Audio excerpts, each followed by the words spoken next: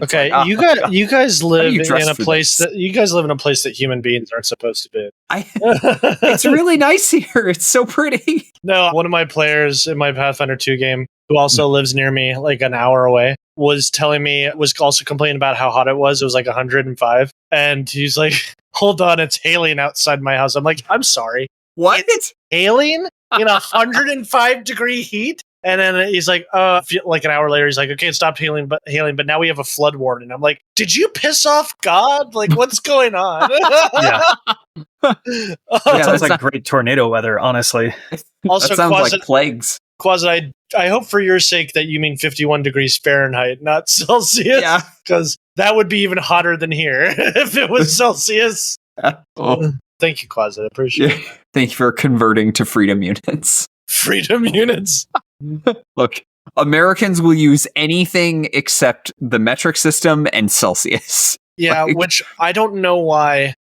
Everybody else uses them. Us Americans are so stubborn about it. We should start using ranking, like that'll The Rankine temperature scale. Have you guys seen, there was an SNL skit about George Washington talking about all the stuff they're fighting for, and one of them was the imperial system, not the metric system.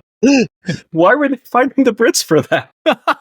I don't know. Okay, We fight for a dream that everybody can measure things in ounces and gallons. How many ounces are in a gallon? Nobody knows. It's okay.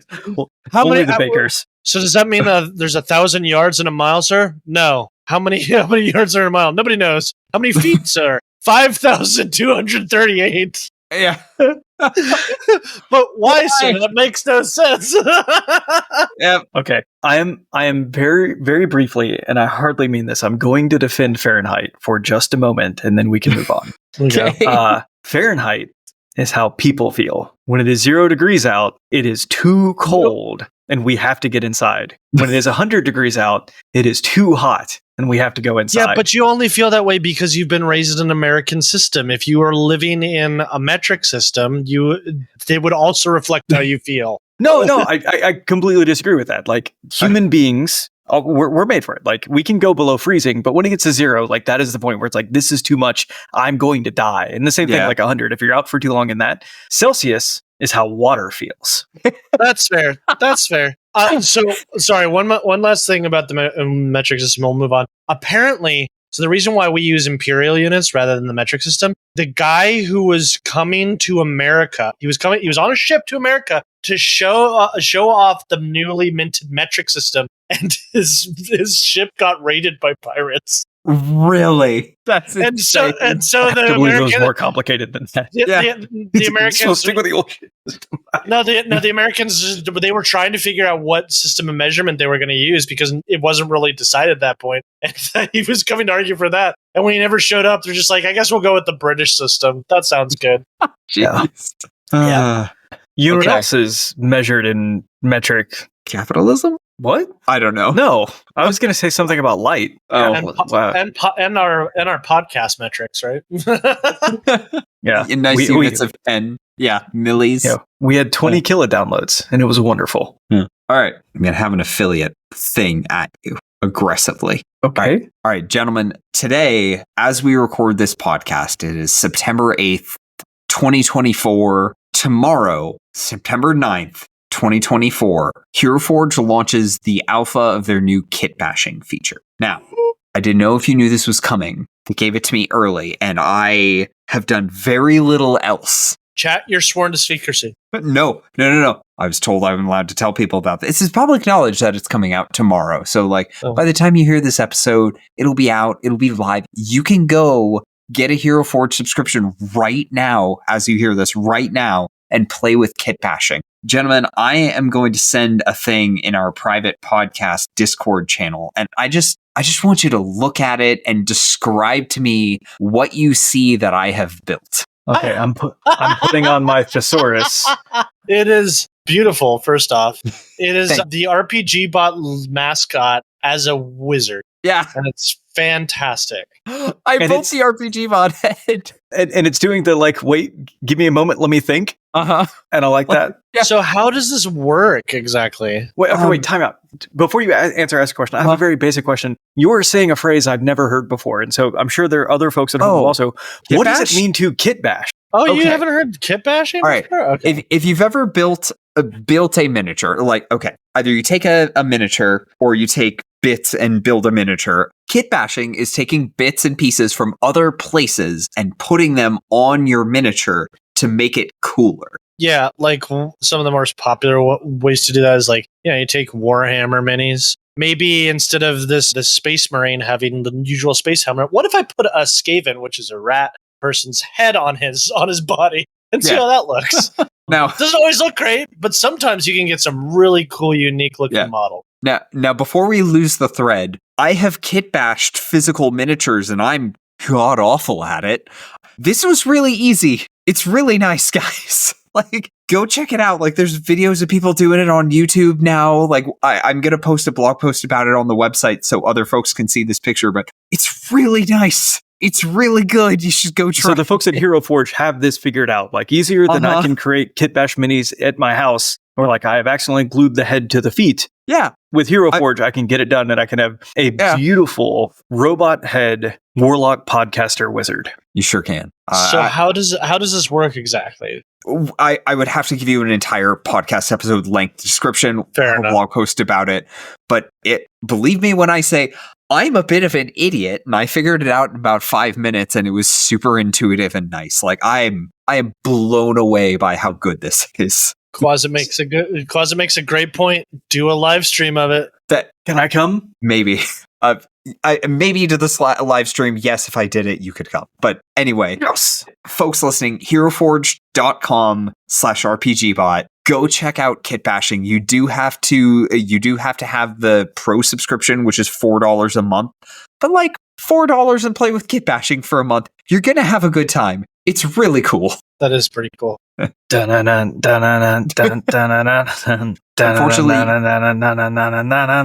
you can't kit bash audio.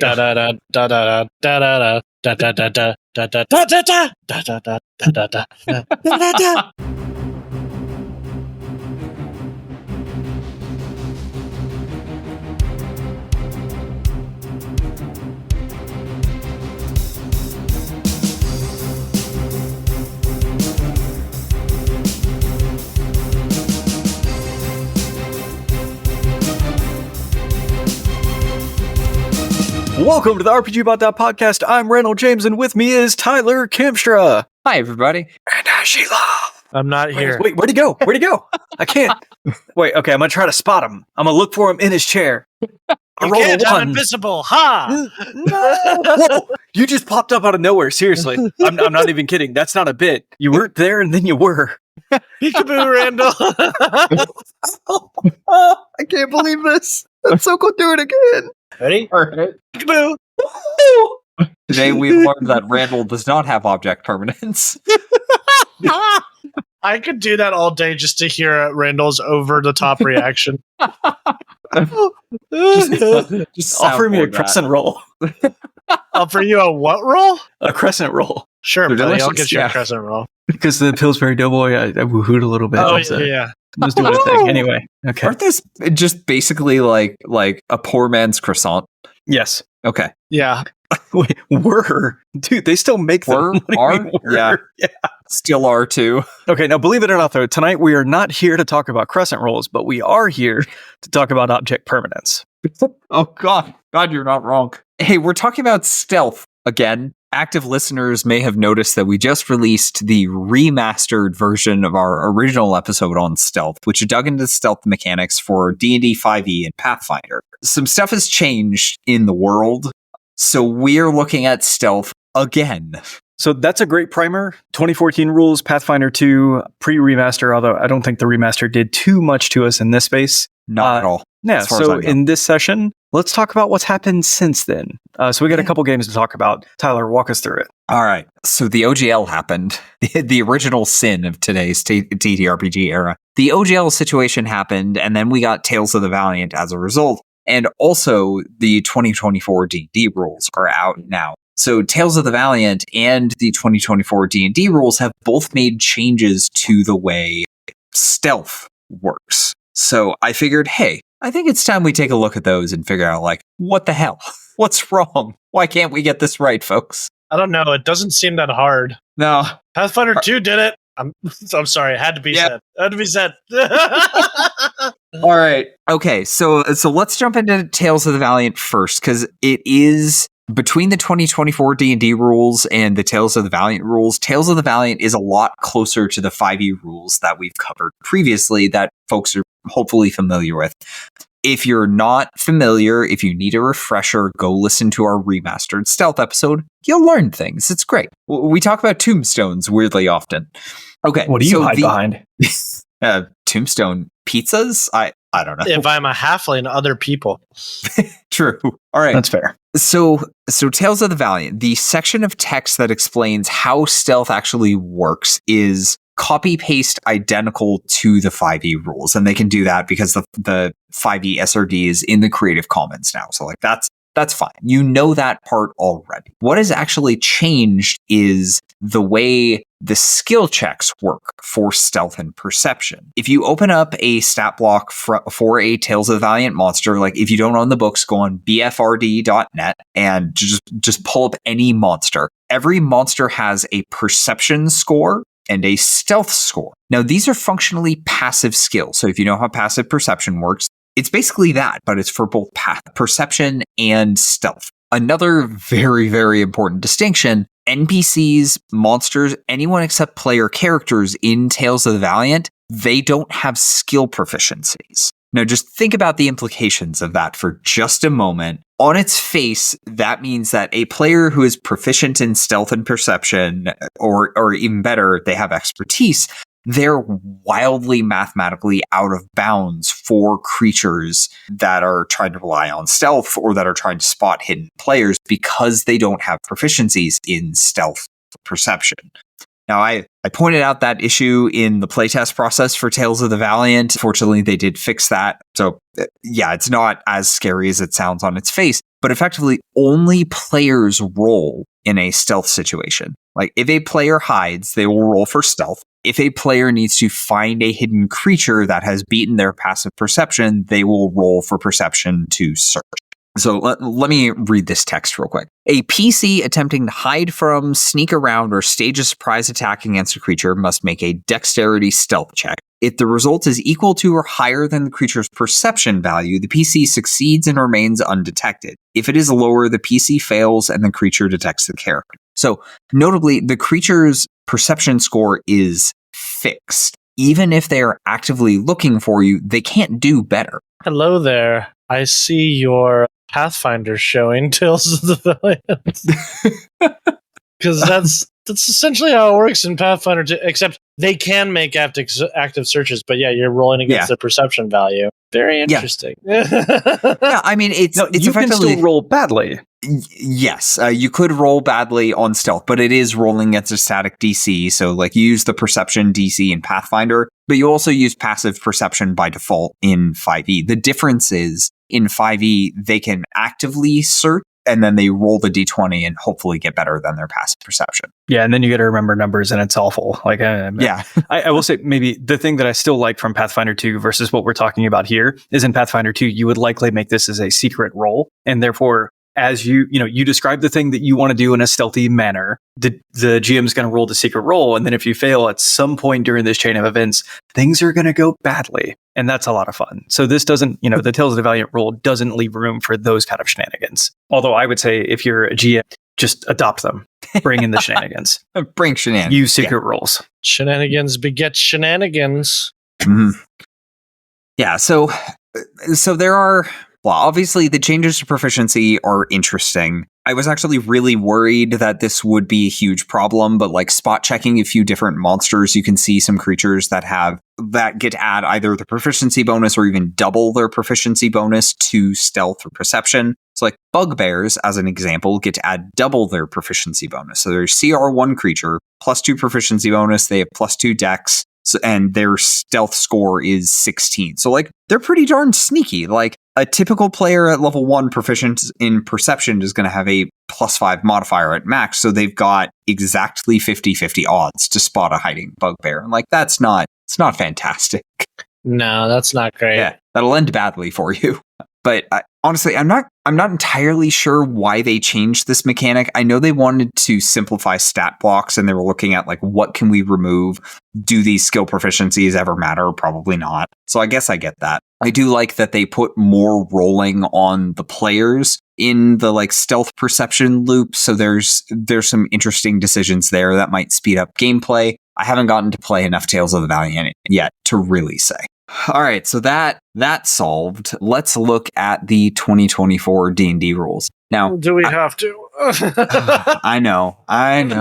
It's gonna be great. We're gonna learn things. It's gonna be great. We've got new rules. Yeah. Okay. So something exciting. There is now a free version of the 2024 rules available on D&D Beyond. So this is the equivalent of the 2014 basic rules, where it's the core mechanics of the game, and then the cleric, fighter, rogue, and wizard, and one subclass for each of them. So like, very, very slimmed down game, not a ton of options there. There's still no monsters yet, unfortunately, but we do have the core rules. So like, you can go on D&D Beyond if you don't have your player's handbook yet, and at least read the core rules of the game to see how things. Does this eventually become the SRD?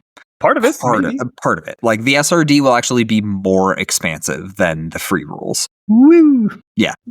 All right. So who feels like reading a couple paragraphs of text? I can do it. All right. With the hide action, you try to conceal yourself. To do so, you must succeed on a DC 15 dexterity stealth check while you're heavily obscured or behind 3/4 cover or total cover, and you must be out of the enemy's line of sight. If you can see a creature, you can discern whether it can see you. On a successful check, you have the invisible condition. Make note of your check's total, which is the DC for a creature to find you with a wisdom perception check.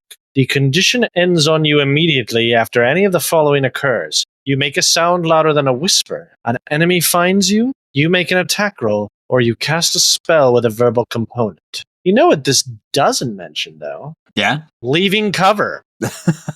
Well, yeah. Well, I mean, if you leave cover and an enemy sees you, or an enemy finds you because you left cover, you're no longer hidden. That's a way you could read it. You could also just read it as, you have the invisible condition now, and if you leave cover, you're still invisible, as long as they haven't reached the DC to perceive you. All right. Just saying. I know Randall has seen this. Folks, the movie Mystery Men, one of the characters... I've actually not seen this. You haven't? Really? Okay. No. One of the characters in Mystery Men, his alleged superpowers, he can turn invisible, but only when no one is looking. It is exactly this. It is, you hide it, yes. You turn invisible when no one is looking at you. Now, Quasit brings up an interesting point. It also doesn't mention you forcing an enemy to make a save breaks it. So, as long as you can cast a spell that doesn't have a verbal component, you don't break your stealth. That is true. Okay, all right, so there's some mechanics to unpack. Like, this is a very, very dense chunk of text. So let's go it like chunk by chunk. So first thing, with the hide action, you try to conceal yourself. Makes a lot of sense. You do it as an action. So like, unless you have cunning action, it eats most of your turn to do this in combat. It doesn't really matter outside of combat, but yes, it takes an action to do this. That has not changed. To do so, you must succeed on a DC 15 dexterity stealth check. I have been complaining about this since they announced this change in the Unearthed Arcana playtests. I hate that they picked 15. I hate it so much. Okay, yeah, do you hate that they picked a number, or do you hate that they picked 15? I hate that they picked 15. I hate that they picked a number. I do too. Okay. I would rather use passives on the monsters. It was working fine. It's what we've been using all this time. Just have them roll against passive perception. And it's realistic, right? Like, I've got somebody with high perception and dark vision, and I've got this other person over here who's functionally blind. Yeah. And not paying any attention whatsoever. DC 15, great. Okay, why do you hate 15? Or actually, Ash, you rant. Well, I feel better now. One thing I will say, I agree with Randall and Tyler. I think DC 15 is stupid. I also think that they shouldn't have picked a number and just done passive perception. But I also have my problems with passive perception. Tell me a time when you ran into any creature that had a passive perception above an 18. I can't think of one. Yeah, exactly. No. Yeah. So I would say 90% of the creatures that I throw at my players have a passive perception of like 10 or 12, which is so easy to get past, especially once you get to higher levels. So after a certain point, why are we making the check? Yeah. So well, I mean, they give you reliable talent. I feel like this was supposed to be the answer to it, but that doesn't fix the problem because now you have a higher floor you have to reach, and you have a lower ceiling. So it makes everybody unhappy. It doesn't fix the DM's problems with like my rogue just like not even a rogue. Most of my players will roll higher than most monsters' passive perceptions, and two, like having a set number just it makes it harder for other players. Okay, I'm going to be squirrely for a second, and we may have actually mentioned this in the stealth episode, but here's the deal. The 2014 stealth episode, that is. But here's the deal. I have podcast amnesia.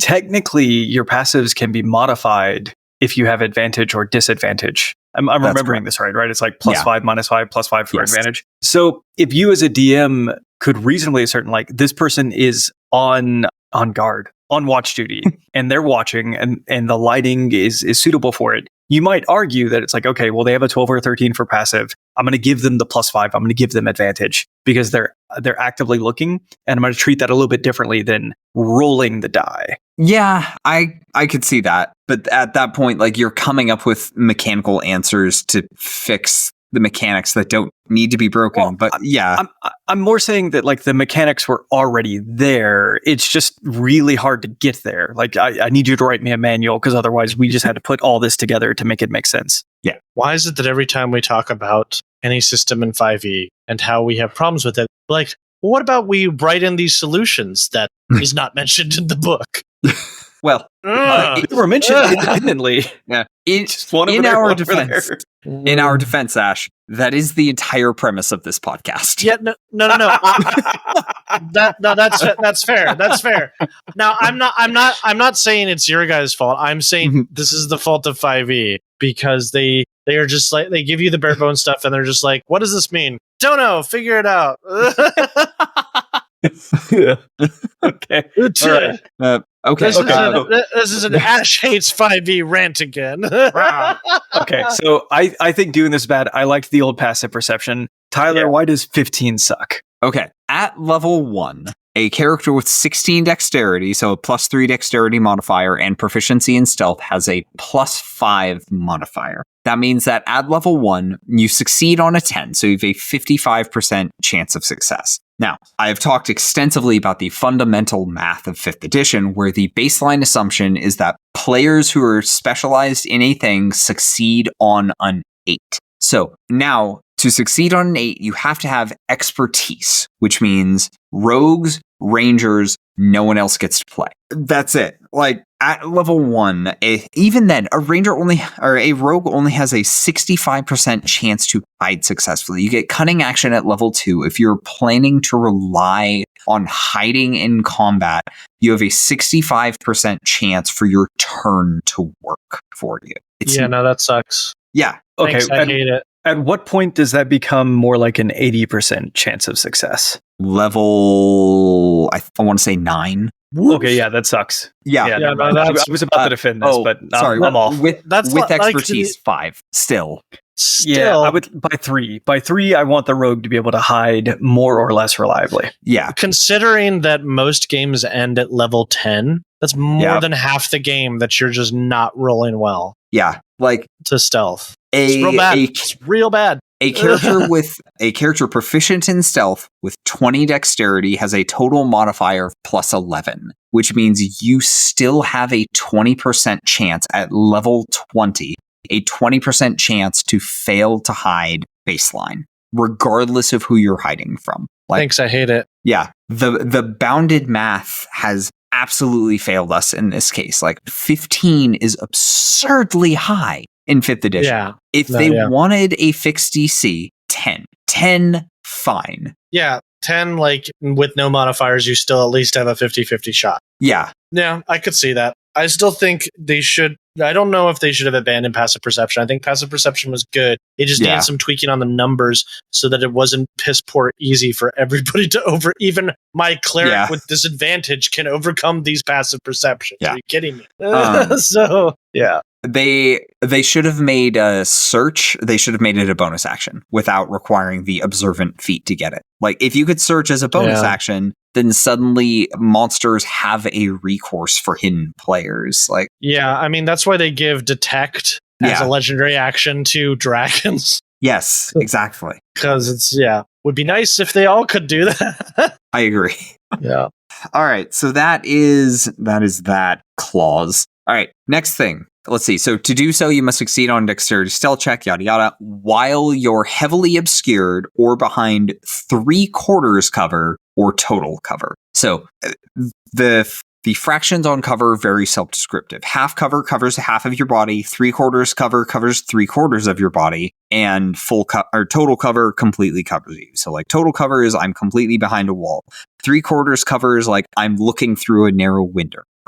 Half cover is like I'm looking at you over a waist-high fence or something. Yeah, they have diagrams for this in the DMG, if you're confused, where like you basically draw a line to the different corners of a person's space. The best way to do is if you can't draw a straight line from two different corners of the player's space that's trying to hide, then they have half cover. If you can't draw a straight line to like at 3 or more corners, then they have 3/4 cover. Makes sense. It's a good diagram.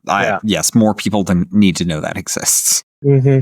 So I do like that they specified that like you do have to have fairly significant cover to hide successfully. But at the same time, like if I have a wall that covers half of my body, like a waist-high wall, if I want to hide behind it, I'm going to duck. I'm going to duck behind cover, and then it's functionally 3/4 cover, but there's really no mechanic for ducking down. Like everyone is perpetually T-posing mid-combat. So like it's iffy. This part is iffy at best. It's good that they specified that. It's good that it's more specific, but at the same time, like you can hide behind half cover. You just duck. Yeah. Or I go prone because like ducking doesn't exist, but I could go prone. And if I was prone, I mean, if you're ducking behind a chest high wall, does it then just become total cover? It honestly could be. Yeah. If I'm prone behind it, 100%. Yeah. This is mechanically makes sense. This is why Pathfinder specifically has the take cover action. As an action, you can take cover behind a thing and increase the cover it provides by 1 step. Like, that makes perfect sense. That works pretty well. It's elegant. Great job, Pathfinder. We'll look to you for these sorts of things. Yeah, one of these days we will do a podcast where we criticize Pathfinder 2 and praise 5e. I'm hoping it's someday soon. The flight episode. Oh, a couple. Like 2 or 3. Flight episode. That's fair. No, there's been a pretty few. good record. There's been a few. Yeah. Delta in the chat. April 1st. Yeah, on April Fool's. Yeah. Hey, I complimented 5e in the PAX episode. Yeah. I thought they did a pretty good job. I agree. Pathfinder 2 did a really good job. I mean, that's true. They were about equal. Yeah. Delta asks in the chat, crouching feet win. I would actually love to see that as like an unironic. It's like you've mastered a subtle art of bending the knees ever so slowly, squatting down. You appear shorter than your comrades when you do this, and you gain the you know what would be like half cover becomes 3/4 cover or something like this. It'd be great. Wait, guys! I just had a breakthrough. Okay, instead of me standing here with the wall at chest high, what if I just did this? Watch. Yeah, no, I'm going to do it again. You ready? Watch. This has now. I have the invisible trait. This whole episode has like 5-year-olds saying, "Look what I can do" energy. Yeah, I can do it with one leg too. Just hey, Randall. Peekaboo. Oh, okay, good. He's back. We're doing a podcast. You can't just disappear in the middle of the podcast like that's irresponsible. Oh, like you just did 5 seconds ago. Yeah, closet in the chat. Lots of visual gags for an audio medium. Yeah, they're playing peekaboo for people listening at home. But hey, folks at home, if you would like, you could support us on Patreon. $3 a month. You could join us here in the live chat and see all of our visual gags. Is it worth it? Probably not for this, but still consider it. I mean, considering that both of you, your video qualities are like a pixelated soup, probably not worth That's it. my joke. But yeah, yes, and also, I'm stealing it. That's fine. Look, I am nothing on this podcast if not a font of adequate ideas. Thank you, Delta. I am crisp. Yes. Well. All right. Okay. All right. Next bit of text.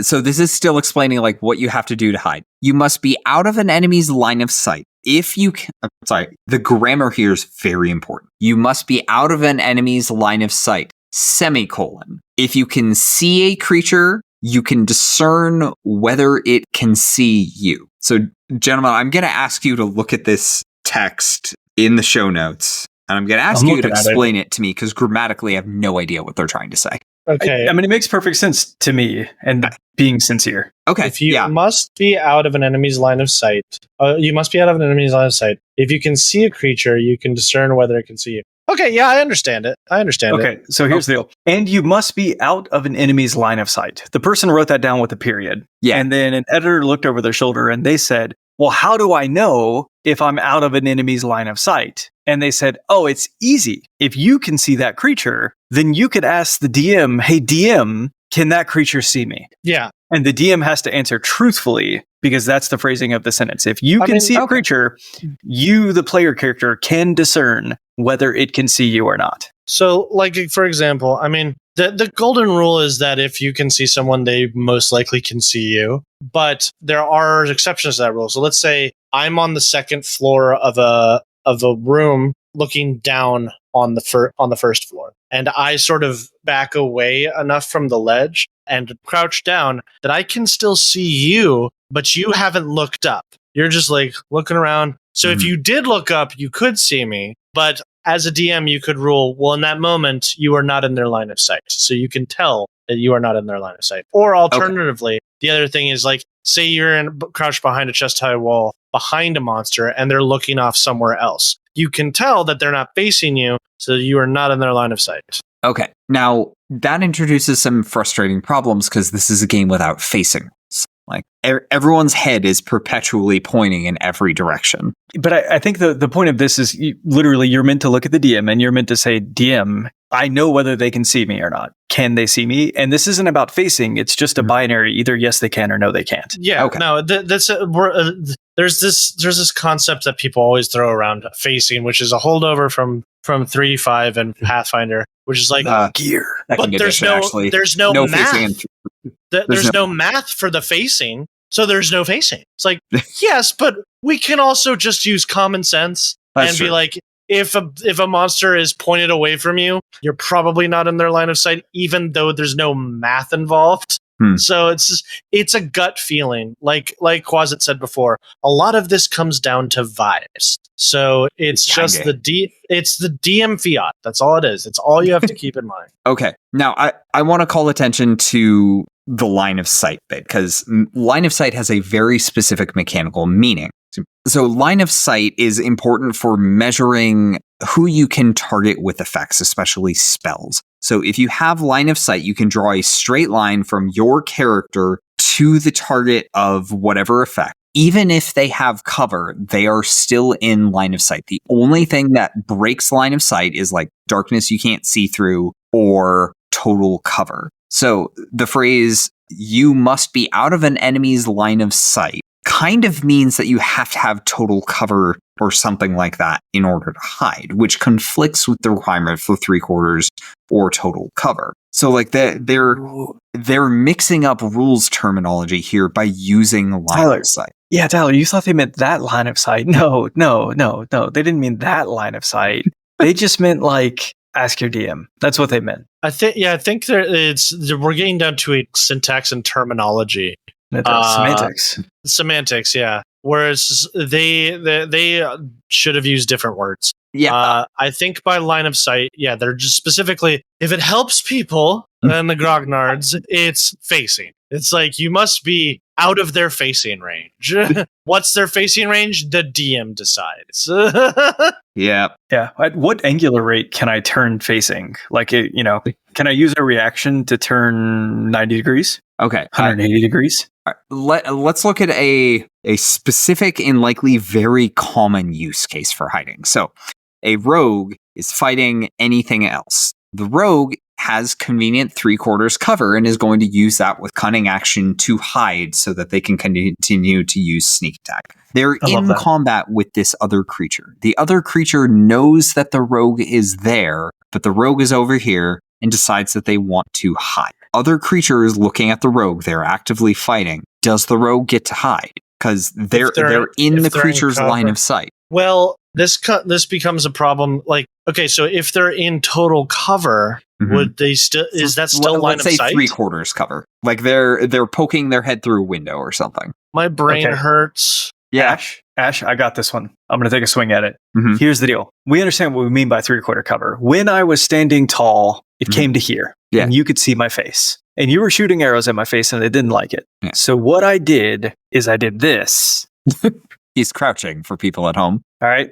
I can get small, and I can hide behind 3/4 cover because effectively it's going to become total cover. But they didn't want to write all that down. So they just said, if you were standing tall and you had 3/4 cover or total cover, then you can do a thing, be out of the line of sight. The creature knew you were there. You were like, no, you duck down, you move over 5 feet, and then on your turn, you pop up and you're like, ah.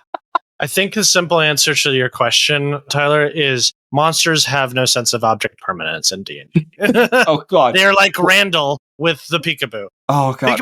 We're literally... This is literally Skyrim stealth rules. Like, you duck down where it's kind of vaguely dark, and the guy you just shot is like, must have been the wind, and forgets that you existed. Yeah. Never should have come here. Skyrim belongs to the Nords. I'm a Nord.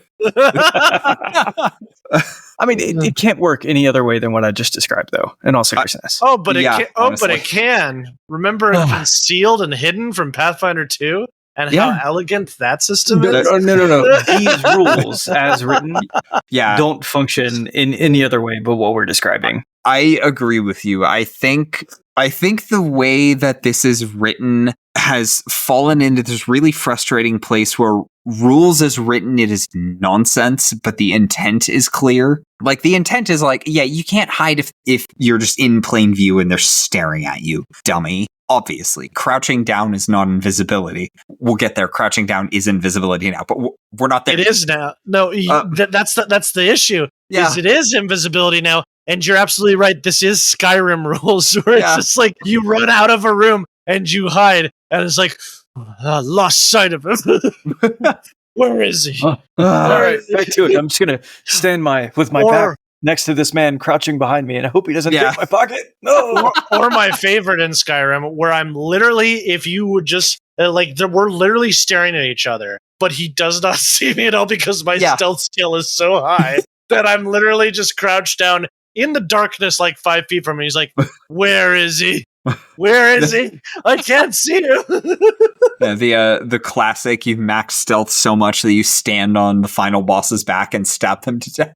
They can't find you. That's what we have in 5e, folks. You asked for it, you got it. Well, not quite. If you attack, you break stealth. So, there's that. Still, you can now bonus action hide. You can now basically walk on top of a dragon and be stealthed. Technically it works. Okay. All right. Delta in the chat. Bucket on their head would remove line of sight of the monster, wouldn't it? Yeah.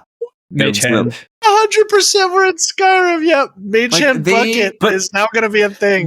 That's solid. That's solid D&D. I'm not even going to laugh at that. That's fantastic. Okay. So the problem we've gotten ourselves into with these rules is they tried to make the rules much more explicit so that there would be less fighting over the rules. That's not going to happen.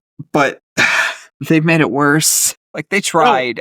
No, seriously. I love that they tried. Like, you could read this as technically this would work. Now DMs might fire you on him, but rules is written, this would work. You could hide on the back of a dragon you're actively fighting as long as he doesn't turn his head around to look at you. Because technically you're like behind his wing, so you have some cover. You're not in his line of sight, and you're invisible now. Yeah. And you can just walk on his back, and you're still hidden. Wait, okay. This is so dumb. Okay. Yeah. I'm not arguing that hard, and I'm not disagreeing. Like, I think they tried to make it explicit, and it just falls apart. Like, you didn't do it. Like, you're a bad lawyer. You tried to write some legalese like contract.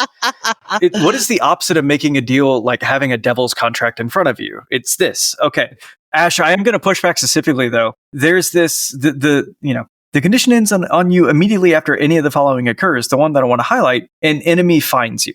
Right, but technically that is so vague that it could mean anything. It could mean, and the way that you could discern it is that they have to actively search to find you. That's what it's communicated to me, is because it says on a successful check, the condition, make note of your check's total, which is the DC for a creature to find you with a wisdom perception check. So they have established that is the nomenclature they're using, a check to find you. And then later on, they say an enemy finds you, which implies that they have to make an active check to do that.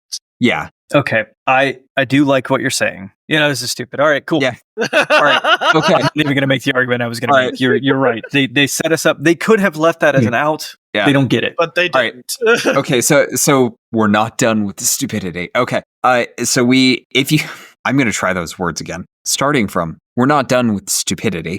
So we read the bit, if you can see a creature, you can discern whether it can see you. Next sentence begins, on a successful check, so you have to beat that DC 15, you have the invisible condition. Now, this is there's a lot of problems here. So the invisible condition, there's a few things. I feel like there's a rogue feature or something that only works if you have the invisible condition. Arcane Trickster, that's the thing. If you have the invisible condition, Arcane Ambush gives creatures disadvantage on saves against their spells. So you get the invisible condition by hiding. You don't have to cast invisibility. So that's a thing. But the invisible condition, very, very powerful. Creatures can't see you. They can't draw line of sight to you, which means they can't target you with a lot of effects. Incredibly powerful. Now, curiously, we just talked about, Randall specifically called out, they have to make a perception check to find you. Now, in the 2014 rules, if they removed your source of cover, they found you. You no longer have cover. You're no longer hidden because, things work as intended. Now, rules as written in the 2024 rules, you gain the invisible condition. If you then leave cover, if your cover is removed, if you're in a perfectly dark room and you hide and then someone turns the lights on, rules as written, you still have the invisible condition. Yep. It's not even Skyrim rules. It's World of Warcraft rules where you crouch and turn invisible. Oh yeah, it totally is. It's 100% the World of Warcraft where you can stealth in a bright forest where everyone can see you. Yep. Oh my god, it's so dumb. Yeah. They were listing all the things that could break your invisibility condition, but for some reason they didn't put in cover. If you leave cover or are not heavily obscured anymore, you also lose it. Nope, nothing about that. Instead of giving you the invisible condition, they could have said, while you are hidden, other creatures treat you as though you were invisible. As if you have the invisible condition. Yeah. Yes, exactly. Okay. I'm going to say the thing that I resisted saying earlier. I feel like you just have to use an enemy finds you as an out and wave away the very logical argument that Ash made, where if your concealment is moved, I found you. If you run out into the open and there's a spotlight, I found you. Yes. Right. That is rules as intended, I'm pretty sure. Very It is clearly. not rules as written. And that's the issue, is that I am tired of us having to interpret what the designers meant by this when it should just be explicitly stated. Yes. And Tyler said at the beginning, the goal was to make it so that there were less arguments at the table, not more. Yeah. Which I feel like there are going to be now. Yeah, it's now every time somebody says, I want to play a rogue, it's great, we have to have a session 0 conversation. This is how I'm going to rule this. And hopefully everybody's willing to be reasonable. Yeah. Okay, one more thing, not specifically in the stealth rules, but the see invisibility spell. For the duration, you see creatures and objects that have the invisible condition as if they were visible. So they finally fixed see invisibility to actually do what it's supposed to. But the problem is, now that stealth gives you the invisible condition, see invisibility means that creatures cannot hide from you because you ignore the invisible. I mean, something that another shenanigans begets shenanigans, by the way. So DM could interpret this as that if you're invisible, if creatures treat you as having the invisible condition, then maybe they can technically see you behind cover. Maybe? Yeah. You do still need line of sight to see a creature. So total cover does still prevent you from being spotted. Enough. But 3/4 cover doesn't. Exactly. Yeah. Wait, why do I have to have line of sight? To see invisibility? Because you can't see through walls by default. Oh, also the other thing. Yeah, that's true. I've always found that in life. This now makes it. I mean, you never wanted to cast Fairy Fire on your friends to begin with, but if your rogue fails the Fairy Fire because you're trying to get everybody else, now the rogue can't hide. Yes. Just at all, ever. I mean, that honestly makes a lot of sense, though. No, it doesn't. I agree. Well, the glow, it's like, I put glowy magic in a circle and you stood in it, or I put it on you, but that's on me. If I spill glow stick juice all over you and then I tell you to go hide behind a wall, guess what, buddy? Yeah. Maybe. I don't know. But because before, Fairy Fire, it didn't prevent you from attempting to hide. You did cast light, which but it didn't explicitly prevent you from being hidden. Yes. Built a Dr. Manhattan looking rogue trying to hide. I mean, it may make more sense, don't get me wrong, but my worry is that it's going to cause more arguments at the table. Yeah. When your wizard casts Fairy Fire on your rogue. Yep. Okay. All right. Well, hopefully it's player on player violence, though. Oh, you wanted to keep going. I'm sorry. Yeah. Next bit of text. We do have to finish this episode at some point. Make note of your checks total, which is the DC for a creature to find you with a wisdom perception check. Perfect. That perfectly makes sense. Yeah. No notes. No notes. Good. Yeah. Then they muddle the waters immediately after. All right. The condition ends on you immediately after any of the following occurs. You make a sound louder than a whisper. Sure, that makes sense. What does that mean? No, what does that mean? I'm stage whispering. How loud do you have? I am stage whispering right now. No. How loud do the verbal components of a spell have to be? Verbal components for a spell have to be spoken in a loud and clear voice. They're also called out as one of the things that breaks your invisibility. Spell that too. Okay. Yeah. All right. Second bullet, an enemy finds you. So this is very important. One. An enemy finds you. An enemy. Any enemy. Just one enemy. It doesn't have to be every enemy. If anyone finds you, you are immediately exposed to everybody. So this is again why Pathfinder works so well, because you could be concealed to one creature, hidden to another creature, and observed by another creature. Yes, it's absolutely. Great. All right. Third thing that can break it, you make an attack roll. Sure, like that. You makes good sense. Out of stealth to attack. It makes sense. Classic. Yeah. Yep. The final bullet, or you cast a spell with a verbal component. Which, again, you're pronouncing verbal components in a loud, clear voice that everyone around you can hear. It's going to give away. But didn't we already have that covered? Because we said a sound louder than a whisper. So if you're my understanding here is if you're a rogue and you want to cast spells on the sly, multi-class dip into sorcerer and gain subtle spell is kind of a necessity. Yeah. Or you just look for spells that don't have verbal components. But yeah, absolutely. Yeah, subtle spell is going to be super useful. In theory, a sufficiently stealthy character could go into combat, hide, only use subtle spells, and spend the entire encounter hidden without giving away their position. And that could just be a way that you play a character. And that's fine. Yeah. Yeah, the DM spends the entire combat session just looking for people to murder and failing and then dying. Yeah. And everybody would love that game. Well, yeah, maybe. No, they wouldn't. I don't know. No, they wouldn't. Okay. Yeah, so that's the stealth rules. There's a couple of things in it that are really, really good. Like the stuff that breaks stealth makes sense. The handling of your stealth check versus perception checks, like that makes sense. That's fantastic. I like that they tried to make the requirements more explicit, but I do wish they would have just said half cover or better is probably fine. And then the stuff in the middle is there. Yeah, they tried. Yeah. I think they needed another pass at it. Maybe we'll get some errata, but more likely we'll get some more content in future supplements. You know what's pay us to fix the problem for you. Yeah, they introduced this rule in Unearthed Arcana 4 or 5, I think, of the 9 that they did. So and we didn't yell loudly enough. Yeah, I filled out the survey several times. I am nothing if not consistent about I don't complaining. think people thought about the implications of it enough. Tyler Kamstra, Skylar Kamstra.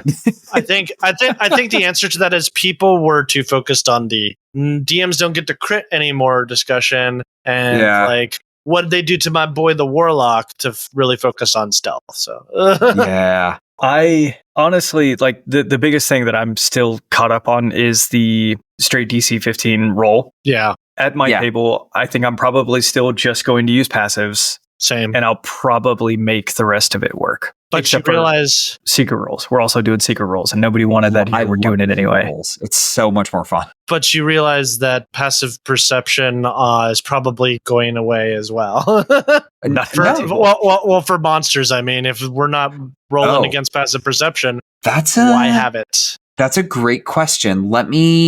Okay, here, hang on. I'm going to pull up. Where's my Randall? Do you have your player's handbook in your hand? Yeah. Okay.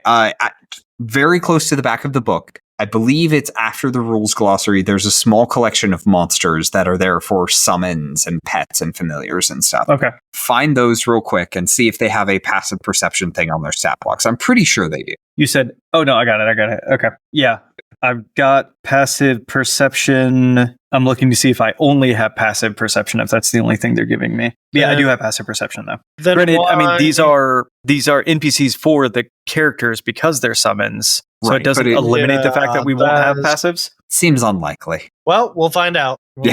In 2025. Because it would be weird to me if they kept passive perception, but replaced the only reason you would use passive perception with this system. What would you use passive perception for then?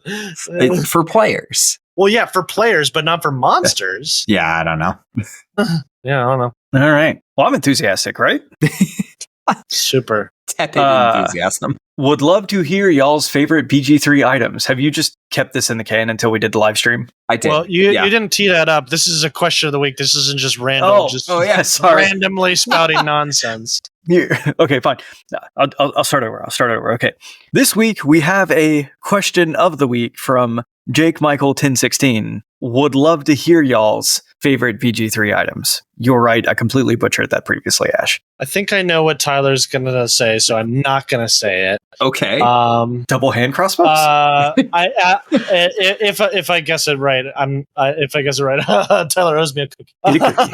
So my favorite is, I have two. The Staff of the Magi that you get towards the end of the game is very fun. That is a pretty good staff, yeah. It gives you resistance to, you can choose to attune to a different element, and it gives you resistance to that element, and it gives you a level 6 spell that you can use. My favorite is lightning, because you get chain lightning, and it's fantastic. Real good. That does feel pretty good. That isn't my favorite item, though. That's not my guess for your favorite item. Okay. Wait, Ash, guess his favorite item. I'm specifically saying stuff that is not your favorite item. Got it. But so my second one is, I forget what they're called, but they're the gauntlets that set your strength to 19. Very good on a monk. Gauntlets of Ogre Strength, yeah. Yeah, Gauntlets of Ogre Strength. It's very good for a monk build, because you can go Tavern Brawler, and the way Tavern Brawler works in Baldur's Gate 3 is you get to double your strength modifier to your unarmed strikes. But you can also do so, you can just completely ignore strength, get those gauntlets, and then pump your dexterity so you have better defense and initiative, and we're going to town. It's a lot of fun. Yeah. Now, I'm going to guess what yours is, and tell me if I'm right. Okay. Is it the Blood of Lathander mace? Oh, that's definitely up there. Like, I've got like 3 I wanted to hit. That's one of them. I thought so. Okay. So the reason I like the Blood of Lathander mace, there's some enemies that are harmed when they walk into an aura produced by the mace. The aura goes away if you stow the weapon. You can switch between your melee weapon and your ranged weapon for free. It doesn't even have to be your turn. So creatures walk into the aura, bad things happen to them. You switch to your ranged weapon. You switch back to your melee weapon. They take the damage again. And you just click, click, click, click, click, click, click, click, click, click. All of Act 2 is disintegrated. Wait, no. Realize you can do that. That's hilarious. So, like, you don't have to take a turn. You can just click mine everything to death. Yeah, it does damage to undead. It's a fun way to play the game. It's also, I don't know why they didn't patch that out yet. It's been there for so long. It's also one of the, I think it produces like a daylight effect that prevents vampires from healing. Very That's useful later in the game. Yeah. Okay. So I've got 2 others I want to hit. One, the Staff of Gentle Necromancy. Oh, that one's a good one. Gentle necromancy. I think it's Gentle Necromancy. So if you kill a creature with necrotic damage, it gains a charge. You can then spend that charge to cast a necromancy spell without spending a spell slot. Yeah, it's very good. Yeah. At what level? Any of them that you can cast. Okay, that's pretty good. So it's really good for a necromancer. Just cast Chill Touch a bunch until you kill it, and then you can cast like Circle of Death and Blight. Nuke most of an encounter and pick off 1 or 2 creatures, get the charges, and the charges stick around until you long rest, even if you unequip the staff. Oh man, that's so dumb. So dumb. When I was finishing my first playthrough in Baldur's Gate 3, the staff was also bugged, so you could destroy objects with necrotic damage to get the charges. So I would start bag of rats. I would start the day by wandering around finding crates to break with necrotic damage. It was so stupid. I loved it. Oh, it's cherish necromancy. Cherish necromancy. Okay, not gentle. Yeah, thank you, Delta, in the chat. Cherished because you can break a chair to charge it. Yeah. I don't know if you're going to mention this, Tyler. The other one I forgot to mention was the book, the Necromancy of Thay book. Oh, that is so fun. That one's fun. Okay, I have one last favorite, and I think this one a lot of people really overlook. It is a cracked wand of fireballs. It lets you cast fireballs some number of times per day, but the catch is it targets you. So like you cast fireball at your feet. Like, that is such a hilariously stupid concept. So what I did was I handed it to my rogue, who has evasion, max dexterity, and always wore the outfit that gave you advantage on dexterity checks and saves. Never failed the dexterity. That's incredible. I just run him into the middle of combat, fireball, cunning action, disengage. Just turned Asterion into an IED. I love that. Yeah. It's so dumb, but it was so much fun. I didn't ask where I'm standing. I said I cast fireball. Yeah. Okay. Randall, you haven't played the game enough to really... No, I've got some answers here. Yeah, My answer, 100%, the triple shot Starbucks espresso in a can. I really liked the rich mocha. Like, that was so good. Mm-hmm. And then we've got this like sharp cheddar beer cheese up here. Oh, that's so really good. Like, I was eating that with some pita chips. I don't know that I would have survived without either of those things. And so I want to... Yeah. Thank you, Monster, for getting me through it, even though I had mild heart palpitations. That was fun. I stopped drinking caffeine at midnight our time and just went water thereon. Yeah, so did I. I was like, I'm not going to do any more of this. I'm done. Which is why I was flagging at the end. Yeah. Yeah. I should have read the Monster Manual. Thank you, Delta. Okay. Perfect. All right, folks. Thanks so much for joining this. I know this was a super upbeat, like everybody came in. It's like, 5e is my favorite game. And tonight we were like, great. The Pathfinder's really good too. We like that. 2024 rules. I'm really looking forward to see, I want to hear from you. How's it going at your table as soon as you get your hands on the player's handbook? Yeah. And I know what you're thinking. I kind of need a Dungeon Master's Guide. Buddy, me too. I also would like it. Yeah. One thing I will say about the 2024 rules, it does make me extremely curious about the future and what they're going to add. Because I'm curious. Yeah. No. All right. All hail the Leisure Illuminati. Hail. I am Randall James. You'll find me on amateurjack.com and on Twitter and Instagram at JackAmateur. I'm Tyler Campshill. You'll find me on RPGBOT.net, consistently failing that DC 15 stealth check. Facebook, Twitter, YouTube, Twitch, apparently, RPGBOT.net, and most other places as RPGBot. I'm Ash Eli. You can tell I'm not a rogue because it's really easy to find me on Twitter at Graven Ashes. If you want to hire me to run one of your games, you can find me on startplaying.games. Link in the description. If you want me to run a 5e game for you, I will do that on request. I love the idea of like, I pay Ash to run a 5e game for me instead I show up and he does like a 2-hour-long roast of 5e of me and 5e, just both. I'm not gonna do that. Look, here's the thing. I still like 5e. I still like it. I just the problem the main reason, if you want a main reason why I'm not running public games of 5e anymore, is because it is expensive as hell for me. Because in order for people to, because everybody uses D&D Beyond, which I have never used. And so in order to get all of the material that people would want to play with, costs me upwards of $250. So if you want to pay me $250, then I will absolutely do that. But whereas with Pathfinder 2, you know how much I have to pay to do that? Nothing. No, it makes a lot of sense. I hear that. Here's the deal, folks. We love doing the podcast. We do enjoy playing 5e when we play it, as Ash just said. If you're interested in having Ash run any of the games we've talked about, he also runs a mean vampire. He also runs a nice vampire. So, reach out to him. If you love this podcast, the number one thing that you could help us do to grow this podcast is tell like-minded folks who you think also would love this podcast. Pick your favorite episode and then tell them about your favorite episode. That's a great way to get somebody into this. Another thing that you could do to help us grow this podcast, rate us 5-star reviews, 5-star rating and reviews. I think that's the combination of words I'm supposed to be putting out here. Apple Podcast, Spotify, wherever you listen to podcasts. That helps folks find us and say, I kind of want to hear something about tabletop RPGs. Who are these RPGBOT.Podcast folks? And there you go. We grow. That means that we get to keep doing this, and that excites us. You'll find affiliate links for Sourcebook. And other materials linked in the show notes. This is another way that you can help us. That helps us, raise the money that we use to make a podcast. And it's great. Yeah. Following these links helps us to make the show happen every week. If your question should be the question of the week next week, please email podcast@rpgbot.net or message us on Twitter at RPGBOT.Net. Another thing that you can do to support the podcast is consider joining us on Patreon. Where we hide things. At any tier, you'll get early access to RPGBot.content and polls for future content. At our $3 tiers, you enjoy your choice of ad-free access to RPGBot.net or ad-free podcast episodes and access to live stream podcast recordings. At our $5 tiers and above, you'll get all of that, plus access to the RPGBot.Discord. You'll find us at patreon.com/RPGBot. Want a cool shirt? Maybe a sticker? Visit the RPGBot.store. Hey, you can create your characters. I have nothing.